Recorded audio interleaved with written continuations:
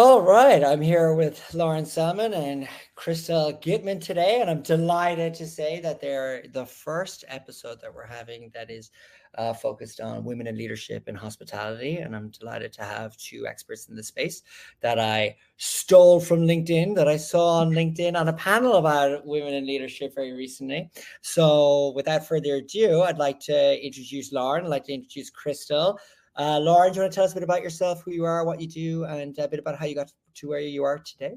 Sure. So, first off, thank you so much for having us. We are really, really excited to have this conversation and appreciate just giving a platform to women in general because we should have more, quite frankly. Mhm. I am Lauren Selman. I am the Vice President of Operations with the International Food and Beverage Technology Association. We're a not for profit trade association and we focus on networking and education of the global food and beverage industry.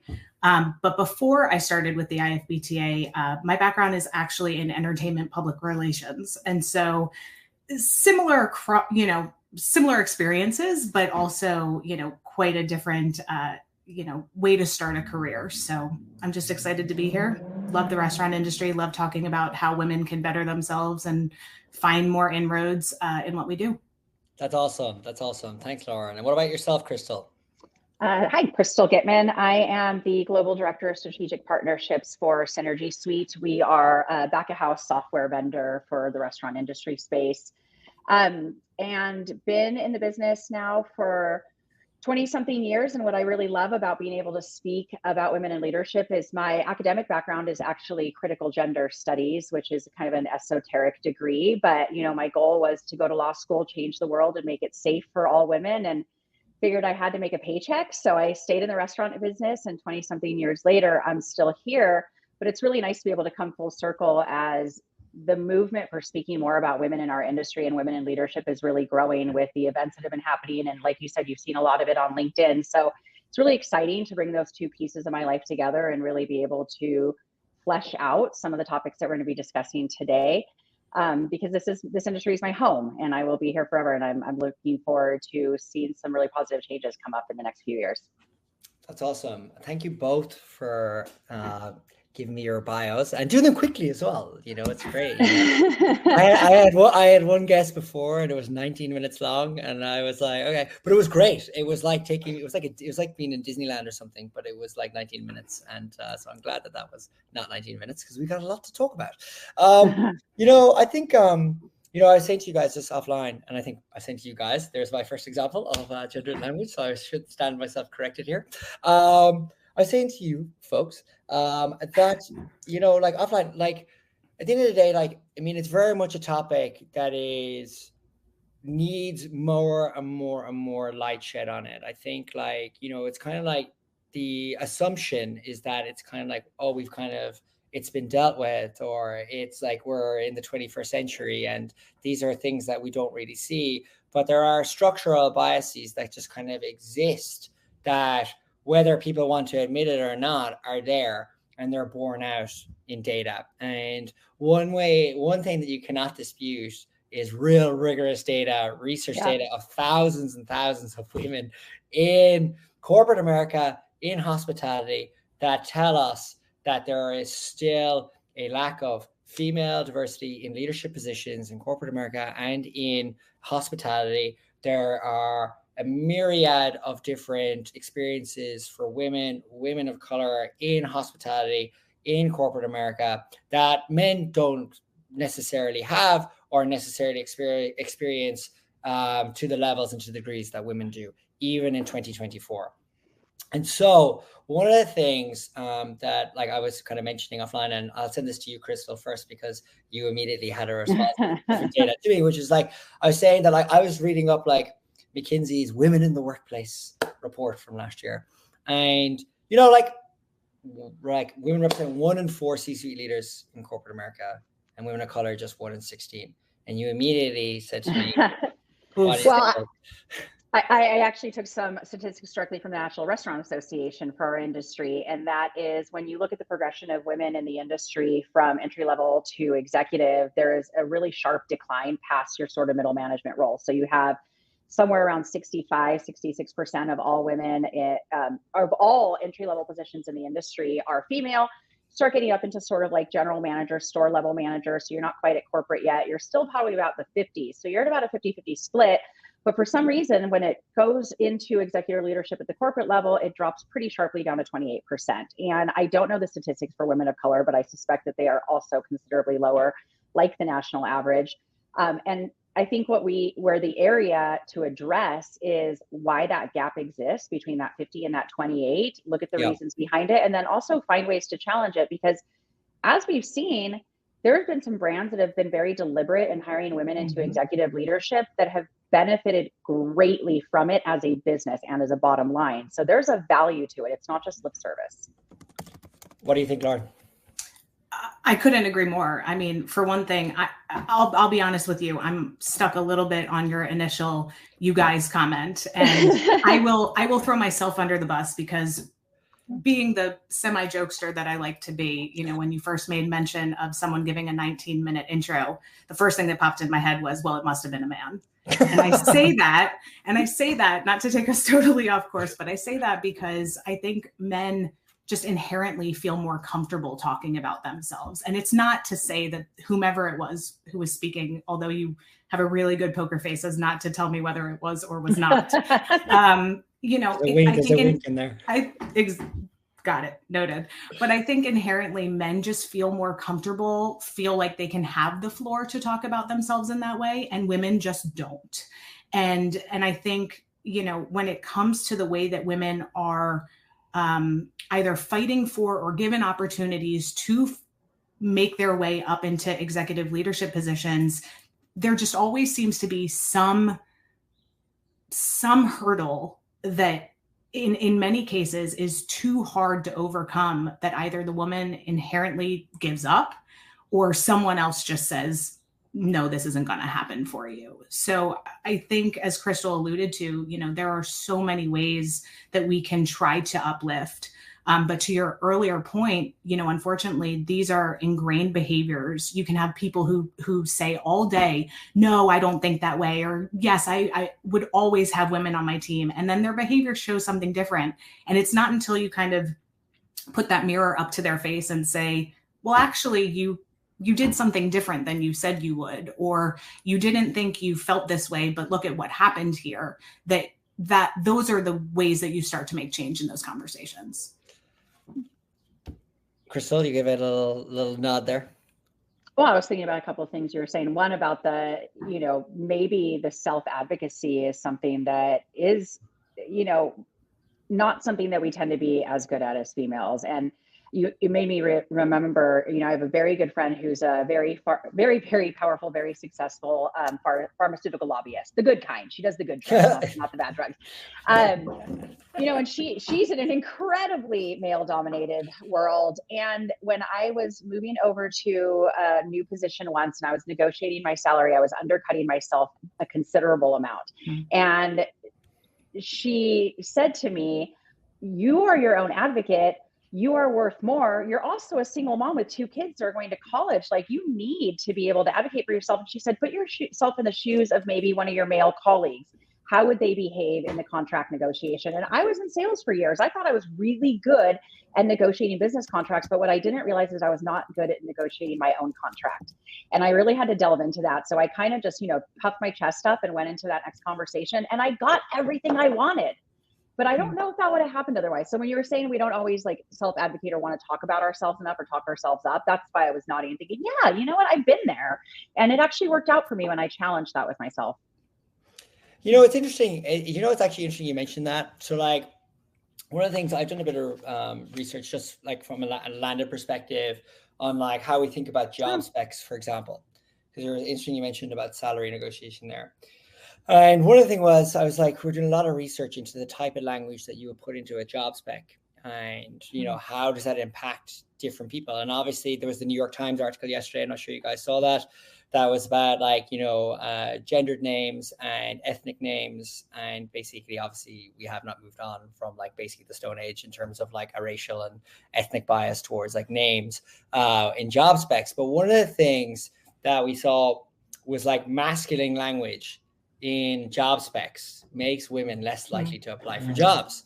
And I found this like a really interesting thing, which is like LinkedIn, for example, so said like men apply 13% more often than a woman for a job that has like what's likely to be masculine words. So phrases like, rock star, for example, if you have that in your job spec, and you hear this all the time, like we're looking for rock stars, but Yeah. like women are 13% less likely to apply for a job with even language like that. And I love that data point because it totally captures what is the structural bias in a nutshell, because everyone thinks that word seemingly is innocuous. Like rock star sounds innocuous, like you're looking for a great person. But if there's 13% less women applying for a job because that word is in a job spec versus like one that doesn't, what does that say about the language we use, even in terms of how we do applications for jobs? That's Like so interesting. Lauren, what other words would you think are masculine, or what other words? I know that you already know, Alex, because you read the article. I didn't, but what else would you think? I mean, I didn't read the article either, and now I'm like, I'm very curious. But it's interesting because rock star to me is one of those things that is not the word that I thought was going to come out of your mouth for one, because that doesn't feel like a masculine word. I mean, I guess the way you described it, sure, I can see it. And in my head, I was going, well, I would read that and say, yeah, I'm a rock star. I wouldn't, email the company and say, here's my resume because I'm a rock star. Like that I wouldn't do. I wouldn't go so far as to do that. I don't know. I mean, I feel like you could probably have a number of like football puns or references, people who can pick up a ball or punt it over the fence, or I don't know why I'm like making that's hand gestures, but yeah, I use quarterback to talk about the way I do business all the time. But that's funny that you say that. I use that term, and I've yet to come up with a different term. I say quarterback, like, oh, I'm going to quarterback this project. Yeah. Both my sons are quarterbacks. So when I look at the role of a quarterback on a team, I think, okay, that's what I'm going to do. I'm going to quarterback. But I wonder how many times I've said that to people and they think, like, that's a weird word for her to use, Totally. And I mean, like, there are phrases like shoot from the hip. For example, I don't know if you like would describe like women like shooting from the hip, but you would describe men as shooting from the hip. You know what I mean? As somebody who like risks it or kind of goes for it, kind of gets it. Like there's all these kind of words. And I don't have this piece of data to hand because it's funny how this just triggered a memory of mine. But there was like this thing on Twitter I saw. I'll dig it out and send it to you guys afterwards, which was like all the types of phrases that are used in the workplace that are obviously like male bias, like shooting from the hip, which is a cowboy reference basically, or like a guy like literally does something immediately, like off shooting somebody, I guess, as a reference. But like there's so many of these phrases that again go back to like structurally biased phrases. And what's interesting about it is the reason why I'm remembering this is because that tweet or that piece of data that I saw on Twitter went supernova viral, because it's like, this is what's wrong with corporate America. Like what's wrong with corporate America? There's more than that. Do you know what I mean? Like there's this like, and it kind of goes into this kind of topic. It's like, like almost like and it means well, like, I mean, I'm like, yeah, like, why would we use a phrase like that? You know what I mean? Like there's many other phrases you can use that, like, say for, instead of using rockstar, if women are like 30% less likely to apply for a job because that word is inside of it, why would we persist in using that type of language or not want to make ourselves better, to like give access, and there's this weird dialogue online, and obviously it's, Twitter and all these places can be very toxic when it comes to this very conversation. You know what I mean? And I guess like my take is like, as two very successful women in, corporate America, in sort of hospitality, like, what do you make of this sort of like toxic dialogue that exists online when it comes to talking about this? Like, Lauren, what's your take there? I think you're about to open a huge can of worms. I really do think, unless you have a horrible human being who knows that they're horrible, I really do think people just think they're going to say things with no repercussion, with no sense or meaning behind it, and they're just going to say it. That's just them. I think people, it's challenging from a digital perspective, because we all know people sit behind their keyboards, the keyboard warriors, as they say, and just type whatever and don't think about who they're talking to, about the fact that it's another human being that they're, tearing down and saying horrible things about. But I think people just don't think is the best I can say. There is, think about the ways that, younger generations are coming to conversations. Older people are saying, oh, they're so woke, or we're using this word woke and blah, blah, blah. But if you really get to the heart of the matter, they are so much more open. They are so much more understanding. They're coming to the table knowing that, generational trauma is coming down and inherent bias and things you're born into. I mean, they just have this understanding that you can have so much more empathy for people, and you can give it back to people where you need to show someone like, this is how you're behaving and this is what it's doing to other people. And I think that's just the key. People need to get away from their keyboards and talk to people face to face and realize the way that their behaviors, their words, anything is making other people feel a certain kind of way. I'm actually really, as someone who has teenage sons, I have to say that I have a lot of respect for the next generation in terms of their awareness in general. And I think it's really kind of a beautiful thing. And obviously, everybody gets to make fun of the younger generation. We've earned that right as we've gotten older to say, oh, kids these days, I mean, their music is horrible, but terrible. Objectively terrible. It's so terrible. But, they understand things. Like, for example, my boys made a big deal out of the fact that they didn't have girlfriends until they asked them to be their girlfriends. And I was like, right, you guys have been like talking for 6 months. Can't you just say that's my girlfriend now? And they're like, no, Mom, you have to ask. There has to be consent. And I was like, whoa, I was so impressed by that. So, that's great. We have come a long way, but to what you were saying about the people who are now engaged in those conversations and what we're trying to change now, because unfortunately that new generation coming in doesn't have the power yet to impact change at the corporate level, right? They're not the executives that are there either. And quite frankly, the executives are probably not listening to them, but there is a lot of noise on social media. I personally could care less about what people say because I am a 100% action-based person. So you can have any opinion you want, but unless you're living that opinion or doing something proactively about it, then, quite frankly, I don't care about you. But if you have an opinion, even if it's an opinion I disagree with, and you're doing something about it to make an impact in whatever way that you feel is right, then I have a lot of respect for that. So I really stay off of the chatter because it's just in the ether. There's nothing to it. I think what really matters is what you're actually doing about your opinions. Totally. And I bring it up only in the sense that, like, because I'm doing a DE&I panel in 3 weeks as part of this, with 2 women from Cristal and from Zaxby's.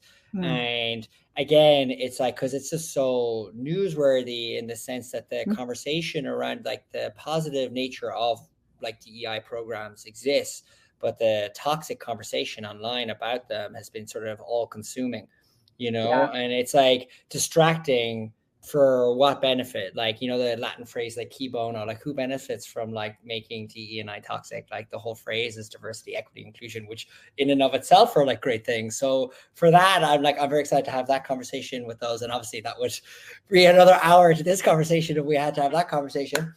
But one of the things I did want to mention, because, the young generation are going to change it, No pressure, guys. No pressure, folks. There's me saying guys again. My God, I'm too Irish. But no pressure to them. But see, I can run a panel like this. I mean, I won't be canceled. I think, I'm trying. No. Can I just interrupt for one moment? Yeah. The one way that the younger generation can impact and affect change with the executives is they're someone's children. They are some children of someone who works somewhere that could potentially rise, to the top. And I think it's really important not to forget that these people are probably sitting at the dinner table, albeit with phones in their hands, most likely, but they're sitting at the dinner table and they're going, you know what, Dad, or you know what, Mom, you can't say that. Where did you hear that? Or, challenge, these kids are going to challenge people. Yes, and they are. I mean, they're challenging you. But they can affect change in even small ways now, but Cristal, I generally agree with your perspective, unfortunately. One of the things I mentioned offline as well that I kind of wanted to get your perspective on was microaggressions in the workplace. And just for those listening, not watching, I saw a few nods there. And one of the things, like there's a real myth that like, microaggressions have like a micro impact. Like that's like a myth. Like what, like the phrasing of itself, microaggressions, like, oh, these are just little things. But like there are a myriad of little things that all add up to like the sum to have a serious like detrimental impact on the experience of women in the workplace. And like I just want to ream off some stats here just to kind of, or some data just to kind of really kind of get the juices flowing on this, because I've got the data. Okay. So I'm just gonna go for all women here because this is actually broken down into like women of color, LGBTQ plus, and women with disabilities. But for all women, okay, women's personal experiences in the workplace, and these are all multiples of men's experiences. Others get credit for my idea, 1.5x. My judgment is questioned, 1.5x. I've been mistaken for someone more junior, 2x. I have been confused with somebody else of the same race or nationality, 2x. Others comment on my appearance, 2.5x. And others comment on my emotional state, 2x. More than men, which is kind of amazing. I mean, just even like hearing that kind of data, what pops out for you, Lauren? I'm surprised they're not higher. Me too. Whoa. Okay. I mean, that's McKinsey here. That's McKinsey data right there. But they're laying off like a quarter of their staff now in the next 6 months. So like, I guess they're the people who made that research. But no, go on, tell me. I mean, those were very specific and not innocuous, but maybe lesser weighted microaggressions, if you will. I certainly would think that being the first two, spoken over or someone taking your ideas, would be far higher. And of course, you're saying that's the number doubling of men. So men obviously do experience it as well, but I cannot imagine, and I don't know how many people they took that poll from, but I would have assumed that number would have been much higher. Okay, fair enough. What about you, Cristal? I agree. I think it would have been higher as well. But what really, so we had an experience, and I'm going to get to I promise I'm going to get to answering this, but so we had a conversation at the Women in Restaurant Leadership Conference, and we talked about some really uncomfortable things. We got up on stage and we talked about the reality of the fact that women experience a lot of inappropriate and uncomfortable behavior towards them in the workplace because of their gender. And it was almost ubiquitous that every woman in the room had some sort of experience with that. And so we started to kind of unearth what that looked like and what you could do about it. And we saw about 85% of the women, because we're throwing out statistics, I'm going to make some up while we go. About 85% of the women there, it really resonated with them. And they came up to us afterwards and they talked a lot about it. And they're like, wow, I'm so glad you're finally talking about this. It's a reality. We've all had this experience. What can we do? And we talk about some tips and tricks to combat that behavior and how we can be allies for each other and bring in other people as allies as well. About 15% of the women in the room did not like the conversation we were having. I think it made them uncomfortable. And I started to really break it down. And this is where we're getting back to your percentages. When somebody answered that question, I wonder, when they said I've been talked over, I wonder if it was always by a male colleague. Because I think that the women who were really comfortable in the conversation we are having may have had a little bit of a mirror. And I know I've probably been guilty of this in one way or another as well, where sometimes we kind of have to step over each other to get to where we want to go. And I think that we've probably also inadvertently committed microaggressions against other women. So we can't really just put it all on men, right? So I wonder when women say I've had somebody give me less credit because I'm a female, I wouldn't think that would always have been from their male superiors. It very well could have been their female superiors as well. So that's what I thought of when you name those numbers out. I think it's not as black and white as, these things have happened to be because I'm a female by males. It could very well have been both. And that's probably something that also could be a whole nother hour of talking. Mm-hmm. But it is interesting in the sense that like, because the data, the way we kind of comprehend the data is very much like, men versus women in inverted Yeah. commas. I don't want to make it sound like it's a war or a battle like men versus women, but in the context of like understanding the data. But to your point, that's actually quite an interesting nuance, Crystal, that like actually there's like, you know, women against women, men against men, you know, like there's a whole range of like permutations here that isn't necessarily like part of the conversation. To your point, it's awkward and uncomfortable. It is. And, you know, I love talking about the awkward, uncomfortable stuff. I'll always find a way to do that. But it is. And I think that's something that we have to start to address. But much like any other movement or, you know, really kind of movement for change, you kind of start with the lowest common denominator. So let's just talk about men and women. But at some point, the conversation has to be more nuanced. I can't speak for Lauren. Her experience as a female in this industry is very different. Her identity as a female and all the other things that make Lauren Lauren are very different than mine. We happen to have a lot of commonalities, and that's why we are in this group together and we're friends. But it doesn't mean our experiences are the same or that we expect the same things from the interactions that we have in our careers. So I think there's a lot more to do there. And I would love to start seeing some data maybe segregated across a few different lines of intersectionality. But for now, it is kind of a men versus women data set and data framework. But that's unfortunate. Hopefully it won't be like that too long.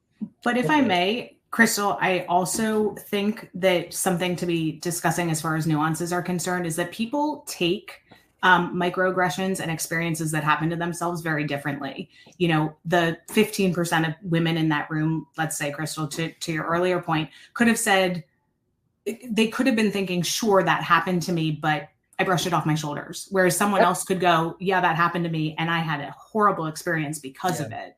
So I think everyone's tolerance for this experience is different. You know, but I think collectively we've all experienced it, period. Yeah, I think you're right. And it's unfortunate that maybe the ones that shrugged it off are seen as more resilient. Which is like, yeah, exactly, a sort of a byproduct of that, the perceptional byproduct of it, which in and of itself is kind of like its own type of macroaggression, so to speak, you know? Totally. Yeah, I mean, the nuance, there's so much to this. You like nuances, gray area. Yeah, me sitting here as the host. You're doing a great job. I'm doing okay. I'm hanging in there. I'm doing okay. Okay, well, we've kind of covered a lot of sort of like data, and we've covered a lot of sort of like, I guess, like the more negative experiences, negative data and negative sort of microaggression stuff. Let's talk solutions. Okay, let's talk about like programs and experiences you've got that you folks have had to improve the sort of experience of women in the workplace. Like, what have you seen in terms of initiatives that have worked? What kind of leaders do you see that are like really kind of standing for change and putting a stance on? I'll throw that to you first, Lauren. Oh, okay. So you threw out a lot there. I'm going to answer the initiatives and programs piece first, and I'm going to give a shameless plug if you don't mind. So part of the reason that we're here and the reason that you found us on LinkedIn in general is because Crystal, myself, and another colleague named Tammy Billings formed a group called WORTH. It stands for Women of Restaurants, Technology, and Hospitality.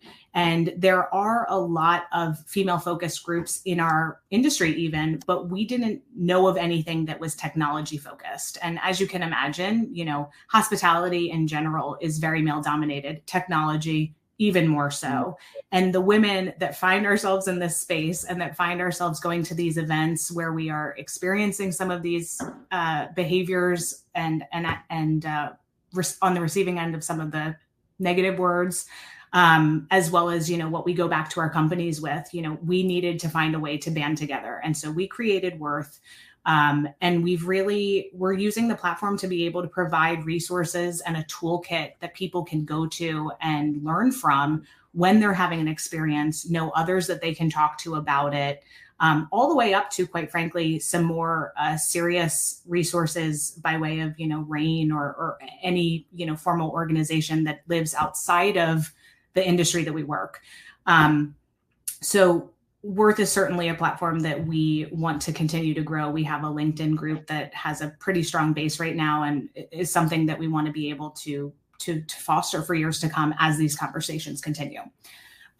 Beyond that, though, we have other organizations in our space that are providing opportunities for women leaders. We have some conferences. Whirl, which is Women in Restaurant Leadership, just happened. And what's interesting about Whirl is that the attendees, the demographics of the attendees was quite interesting to see, because you were having people, everyone from interns in restaurants all the way up to the CEOs. And so they were able to not only get together with one another, but really learn from one another. And this year, being its first iteration, was kind of the, aside from being the coming out party, was kind of the, we are a safe space and we want to provide this safe space for you. And what it's allowing is an opportunity for us to have these uncomfortable conversations and really get to understand that we're all in this together, regardless of the maybe 15% of people who are more resilient than others, quote unquote. But what it also showed us is that we have an opportunity to really learn some tangible skills and information that otherwise I think our male counterparts are either receiving through mentorship behind our backs. They're asking for it probably more than we are. And they're just given opportunities to learn these in different ways than women are oftentimes. And so it's with these platforms and these shows and these opportunities to connect with one another in person and virtual that we get to take those steps. Cristal, I'll let you. Yeah, no, that's great. I love that. I do too. It's so cool just to, I have to tell you, like the email exchanges, the LinkedIn exchanges, the in-person events are so uplifting and so motivating and inspiring. It's been amazing. I think the overarching feeling at Whirl was just like elation, right? It was so incredible to be a part of that. It was really, really motivating. But I think in terms of, some of the positive things that we're seeing in the industry, one is the DEI, right? You have DEI initiatives, you have different focus groups within organizations that can leverage their commonalities for, social interaction or advocacy. I think that is really great. And you do see that happening with a lot of brands. But what I think is really, and I just have to give a shout out to this because, I can use one instance, but I've seen it many, many times over, is women are being hired into executive roles very deliberately with a lot of brands. It's not, oh, we just picked the best person for the job, which is absolutely the right thing to do. But at the same time, they're saying, we understand that maybe a different perspective that only a female leader can bring will be valuable to our brand. And at Whirl, there was an opening panel that I think almost all of us shed at least one tear, with the 4 women of Whataburger, right? The C-level executives, and they didn't get there by chance, right? They were deliberately hired, and the brand has seen incredible gains since then. They opened up their 1,000th store. So they were just talking about what they were able to bring to the table. So I think some of the positives is that people are recognizing the value of having not just women in restaurant leadership, but also more diversity in the leadership. It's not just lip service, because lip service is what you have to do because your HR department tells you to, and you have a lot of employees and you want to retain your employees. So if you don't have these DEI groups and you don't make people go to training, then they're not going to work for you and you're going to have disruption, attrition, and that's not good for business. But that's just the basic part of it, right? What I see people doing is saying it's actually very good for business and very good for our bottom line and very good for our board and our investors. And, for a publicly traded company, very good for our stockholders to actually have women and people of color in executive positions, because we have seen time and time again that it actually benefits the business and helps it grow. And that is a little bit of a paradigm shift that's happening that I am so excited about, because quite frankly, that opens up more opportunities for me to grow, which I think from a selfish perspective, I want more spaces that need to be filled. That gives me a better shot. Well, it's interesting. What you kind of just triggered in my head there was I did a podcast about maybe 6-8 weeks ago with a woman called Lisa Lombardo, and she was president of a company called ARC Holdings, which are pre-development hotel business, and they have their own hotels as well. And she was telling me about like the culture in the organization and how executives are bonused on cultural initiatives. And I was like, tell me how you do that. And it's like, there are certain metrics, culture metrics, that they have to hit for them to actually hit that type of bonus for like their end of year or whatever process they have. But she was telling me an interesting thing, which was like you can see a direct correlation between those that hit their culture metrics and profit and revenue driven by their business holdings. And that was such a light bulb for me in terms of like thinking about like, and I know this is about culture as opposed to like, say, women or diversity in positions, but in the context of something that is kind of invisible or like a structural kind of invisibility, like what is culture to any organization? It's hard to describe, but you know when you see it, you know? Sure. And so it's like, it's not a line item on a P&L basically, but they had put in place processes to like foster that type of culture and put like business metrics against it, and we're able to see the impact of those business metrics in a correlated experience. And so when I think about like what you're saying there, it's like, you know, like the Whataburger folks, for example, like exactly like you open yourself up to like a bigger talent pool, you know, diverse set of opinions, thoughts, backgrounds, experiences, and giving people the access to that opportunity. You know, like I'm a huge advocate for access of opportunity myself. I like to really stress the phrase access here at Landed, for example, in my own hiring. How we think about access to opportunity is a huge thing. I worked at a company called Lambda School before, which is an online school for like coding and data science, but like it was the candidate pool that we had, or the student pool that we had, we over-indexed a lot of the census data on underrepresented minorities, for example. And obviously big tech companies were like, oh my God, like that's amazing. Like we're low on underrepresented minorities. You're an amazing pipeline. We want to partner with you guys.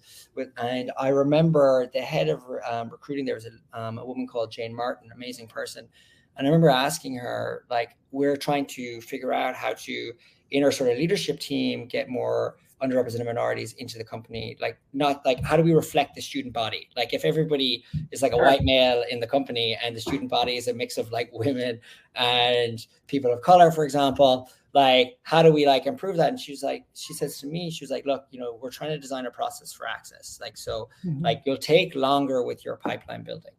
Like you're going to have to work harder to get more women, more people of color into your pipeline.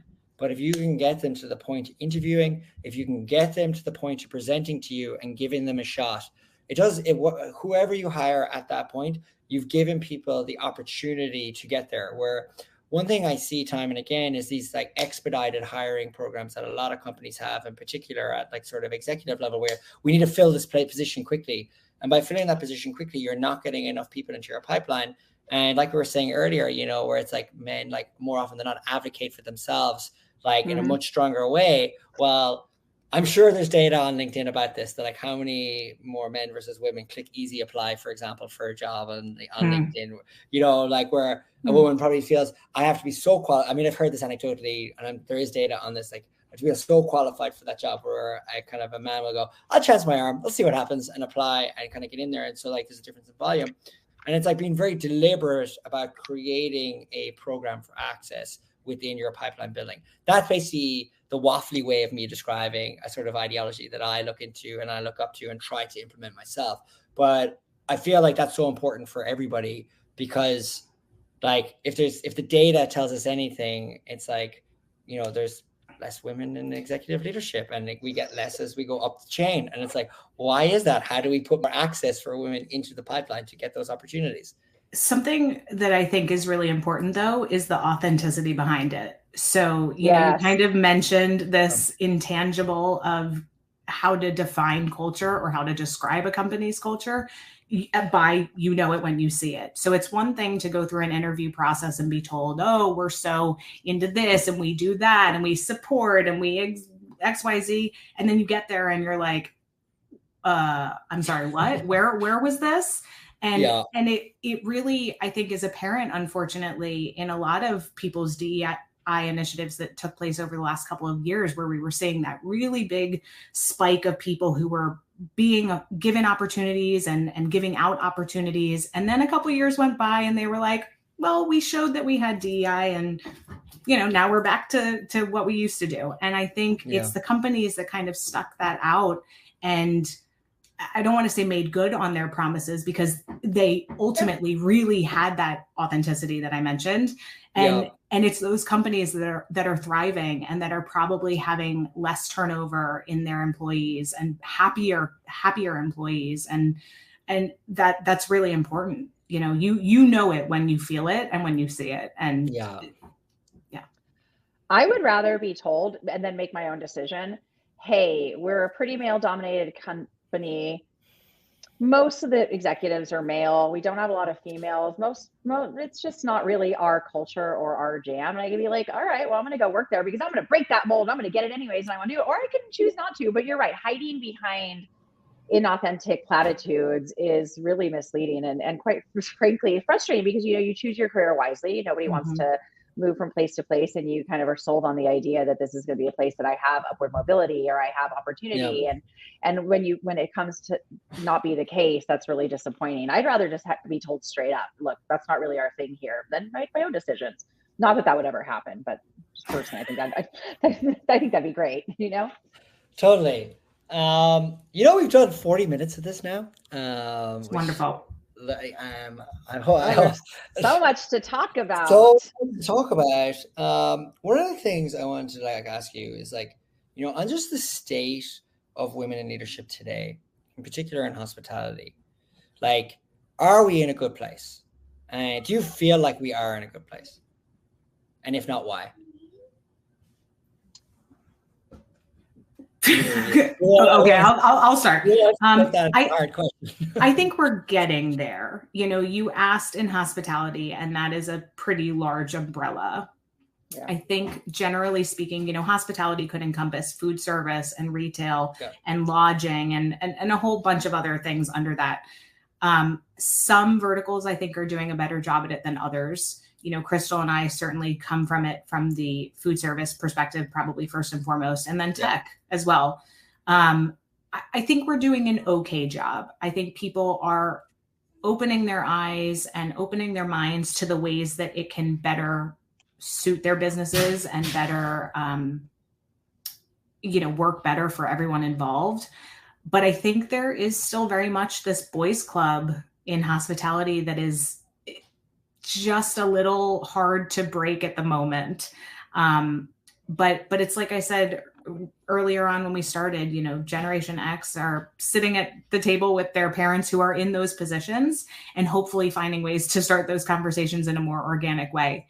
But we'll get there. I would say we're doing okay as well, actually.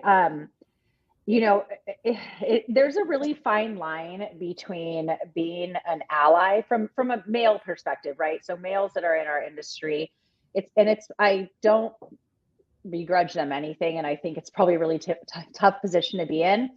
But right now, most of the power dynamics and the circle of power and influence lies with men in the industry. And I think a lot of men in the industry are wanting to advocate for women, but it's such a fine line between being patronizing and being an advocate that I think there's a lot of fear around it, and they don't quite know how to do it, right? So you have men who are promoting Lunchbox, and Nabil has a great, women in leadership every year he does that. And you have things at the different conferences. Danny Klein is I just can't say enough about him in terms of what he's doing. I think he's really doing it kind of the right way. One of the things he said at Whirl is, I'm going to get up, introduce why we're here, and I'm going to get out of your way, which I loved. I love that he said that. But I think we're doing okay. I actually think I think there are more people in positions of power who want to do something than are actually doing it. And I think that maybe is because they don't know how. And if we can start to bridge that, I think it'll accelerate a lot faster.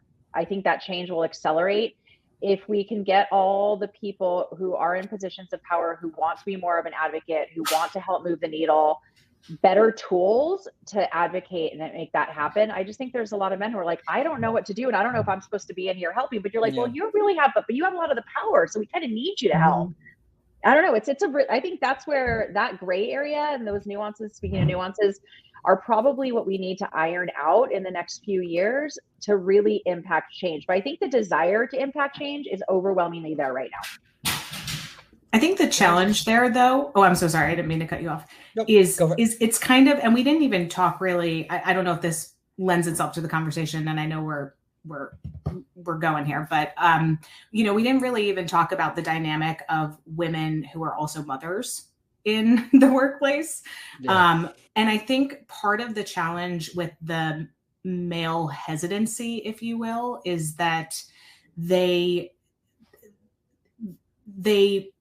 kind of, in some cases, they come to the table in the way that women like to affectionately refer to their husbands.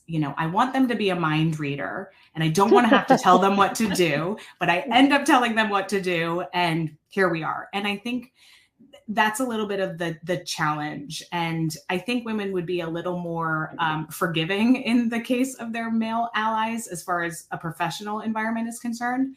But I think they need us to tell them what we need, because, you could have anything from, hey, that person talked over me, and you tell your male colleague, and the next time it happens, even though you hope it wouldn't, the next time it happens, maybe he steps up for you. Or you have the person who, if, God forbid you had any type of physical situation with someone else, that you could go to a male event organizer or your boss and say, this happened, and know that they are going to take the steps to support you, confront whatever needs to be confronted, etc. So I think we can get there with male allies. And as Cristal mentioned, there are many of them, but there's definitely a point to which we need to say, hey, you're doing a great job in this, but this is what I need. Or, hey, that was a little condescending, mansplaining sounding. Yeah. Let's maybe take it this direction. So we'll get there. I have hope. I mean, the fact that we're talking about it here publicly on a podcast is shedding light on this. I think 60% of the audience of this podcast, at least on Spotify, is male, so they're going to hear that. And hopefully they absorb and digest some of that. But I think, again, that's the purpose of having an episode like this, and kind of for us to have a bit of a series about this, which is, shedding light on lifting up those rocks, uncomfortable kind of truths. Yeah. And that's why, I even putting myself in this sort of position, I'm very much very keen to kind of have these conversations and really kind of elevate the sort of thought leadership around women in leadership in the restaurant and hospitality business. So I appreciate you both so much coming on here and talking about this. I know I was a bit ham-fisted sometimes with some of the things I was saying. No, not at all. But mentioning guys too many times, which I think it's very Irish of me, but I will get better. But I do really appreciate you both coming on and being so candid with me, and kind of delivering on this sort of freewheeling conversation where we did cover a lot of topics. And I know there were so many other things that we could have spoken about, like the role of the mother in the workplace, and DE&I and women of color and all these other sort of data points that clearly need airtime as well. But we'll cover those in more of our episodes as well as we kind of go through the rest of this series. But I really want to thank you both for coming on. I think it's been phenomenal. I'm really appreciative of your time here. And I look forward to kind of getting the real content up and ready for your approval sometime soon. Awesome. Thank you so much, Alex. I really, really appreciate it. That was awesome.